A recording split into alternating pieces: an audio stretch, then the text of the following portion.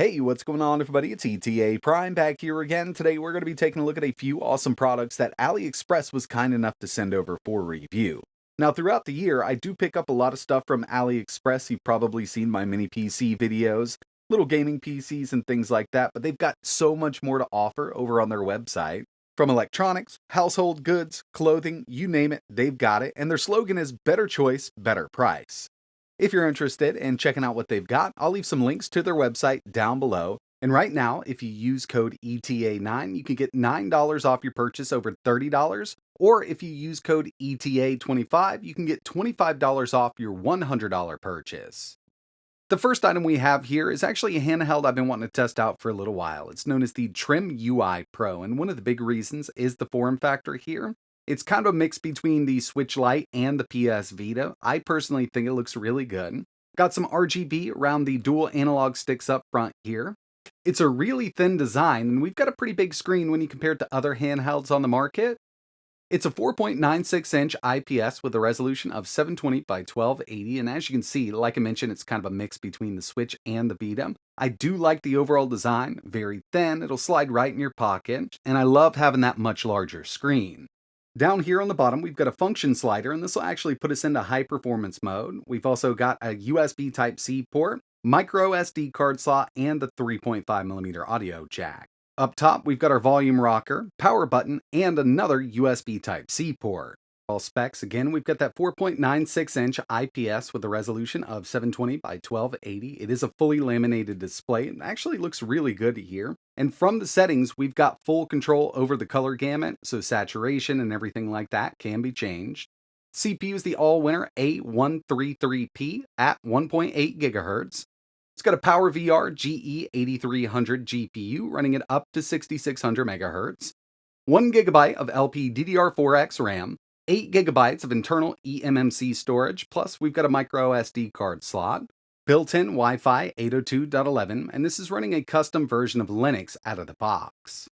And speaking of that operating system, very easy to navigate. We've got our recently played, favorites, and we can get right in here and choose which system we want to emulate. And with this, we can basically go up to PSP comfortably. Now, it's not going to run every single PSP game at full speed. You may need to add a little bit of frame skip, but anywhere in between, it does a really good job. Even Nintendo DS and N64. And since we've got Wi-Fi built in here, we can actually stream directly from our PC. So you can set up something like Moonlight right over here in our app section. Moonlight's got a video player, music player. We can format that SD card directly from here. User manual built into the OS. And finally, at the far end, we've got our settings. Now, one of the main settings that I've been messing around with is just the display, because when it comes to a lot of these retro handhelds on the market, we really don't have any control except for brightness. But with this, we've got our backlight control, contrast, and saturation, so you can really tweak and tune this display to your liking. There's a few other settings here, like our Wi-Fi. We can connect directly from here, remap the built-in keys. It also supports Bluetooth, and if you wanted to do a firmware upgrade, if they ever release anything, we can go right in here to settings, and there's kind of a flash mode built in. But this just gives you a good idea of what we're working with here. And by the way, this is a multi-language handheld, so you can swap it out on the fly. It'll change it across the board. Heading into one of these systems, you can see we've got box art, so you know exactly what you're going to be playing. And it doesn't contain every single box art for each game on here, but it kind of gives you a good idea, and you can always add more down the road. We're going to start here with some GBA, going with Sonic Advance 2. There are a few standalone emulators, but for the most part, the lower end stuff is going to be using RetroArch. And I do like the feel of this D-pad here. It's not bad at all.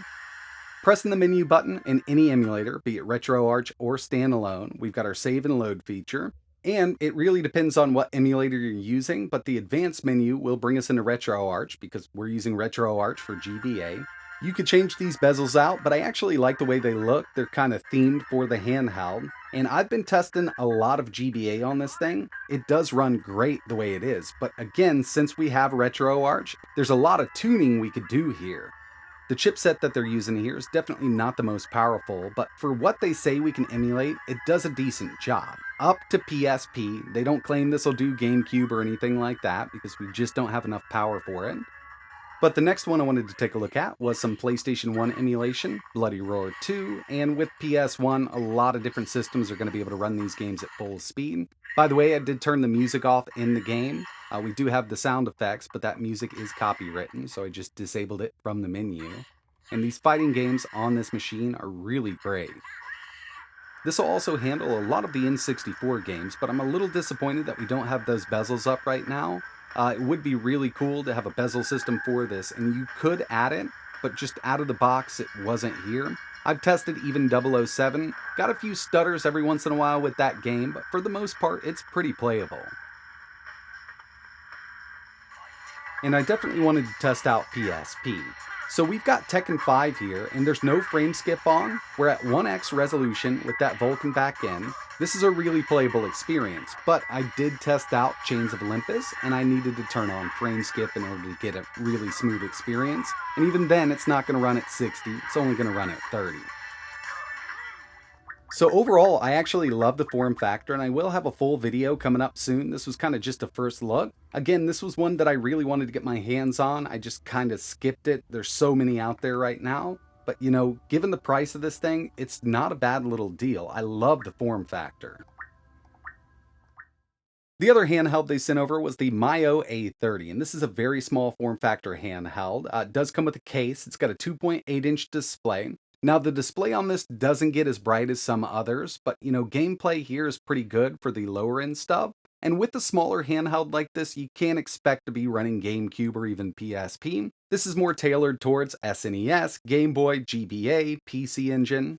And I'll tell you, if you've got much larger hands, then this one probably isn't for you, just given the form factor, but the buttons feel great. We've also got a single analog stick over on the left-hand side. D-pad isn't bad at all on this. Taking a look over the unit, down here we've got a single micro SD card slot. Over here on the right hand side, dual LED indicators plus our power button. And of course, moving around top, we've got our volume rocker, USB Type-C, menu button, and our shoulder and triggers. And when it comes to the overall specs of the A30, for the CPU, they opted to use the all-winner A33. This is quad-core A7 ARM SoC. We've got a Mali 400 MP2 GPU, 512 megabytes of RAM, a 2.8-inch IPS display at 640 by 480. This also has 2.4 GHz Wi-Fi built in, which comes in really handy for net play sessions, and this is running Linux, just like the Miyoo Mini is. Moving over to the operating system, up front here we've got our recents, favorites, games, and from games, this is just going to give us a list of all of the systems that are compatible with this unit.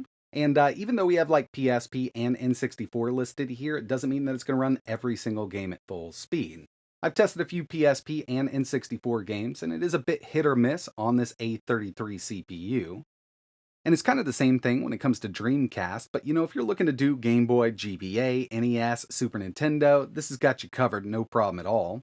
We've also got our RetroArch section, which is going to allow us to launch each individual core. We can go directly into RetroArch also and change that out if we want to. So yeah, we do have full access to RetroArch. And of course, we've got our settings here. We've also got some color options that we can mess around with, which is really great. And when I first got into this menu, I saw that illumination section. Unfortunately, it just kind of washes it out. It does make it brighter, but it's just not a clean brightness. You can change the system language, and we've got calibration. Moving down a bit more, we can remap all of the buttons here. Wi-Fi for net play, so it's only 2.4 gigahertz, but you can connect right up. Got some themes, and we've got our CPU frequency. With the default setting, not exactly sure how far it goes up, but we've got an 816 setting, 1200, and 1.4 gigahertz setting. I personally don't notice much of a difference with the higher end emulators from default up to that 1.4 setting, so I think default is kind of taking us all the way up there. But moving down the list a bit more, we've got USB storage and so on and so on. As for the overall UI, very easy to use. And I mean, if you've never used one of these handhelds in the past and were handed this, you could navigate right to the game section, start up a game in no time. One of my favorite systems to run on these handhelds is GBA. And with any of these systems, we've actually got the menu button up top.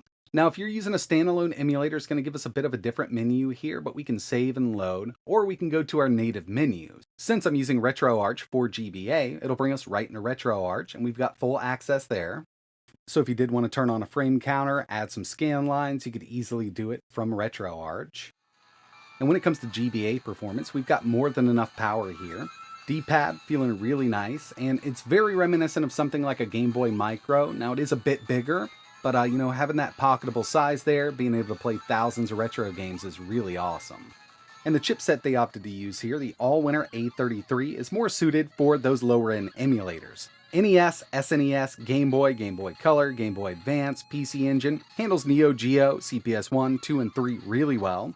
Next up, we've got some PS1 emulation, and initially when I started up Tekken 3, it was skipping a bit. It did have to go into RetroArch and enable auto frame skip, but once I did that, it cleared everything up, and PS1 is really playable on the A30.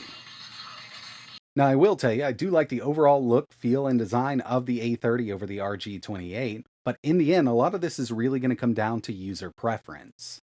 So that's going to wrap it up for this one. If you're interested in picking up any of these products from AliExpress, I'll leave links for everything in the description. And remember, you can use code ETA9 for $9 off your orders over $30 or ETA25 for $25 off your orders over $100. And these codes are valid from now until July 14th, 2024.